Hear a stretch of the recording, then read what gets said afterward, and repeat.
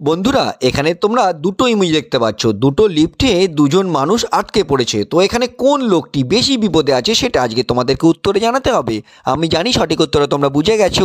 যারা যারা সঠিক উত্তরটা বুঝে গেছো তারা আমার এই চ্যানেলটিকে একটা লাইক ও সাবস্ক্রাইব করে দিও, যাতে আগামী দিনে এই ধরনের মজার ইমোজি চ্যালেঞ্জ ও ভিডিও তোমরা আরও অনেক বেশি পরিমাণে দেখতে পারো। আর যারা এখন সঠিক উত্তরটা বুঝে উঠতে পারোনি তাদেরকে আমি ভিডিও শেষে সঠিক উত্তরটা অবশ্যই জানিয়ে দেবো। তো বন্ধুরা, ভালো করে ইমোজি লক্ষ্য করো আর সঠিক উত্তরটা আমার জানিয়ে দাও। তার জন্য তোমাদের কিছুক্ষণ সময় দেওয়া হলো।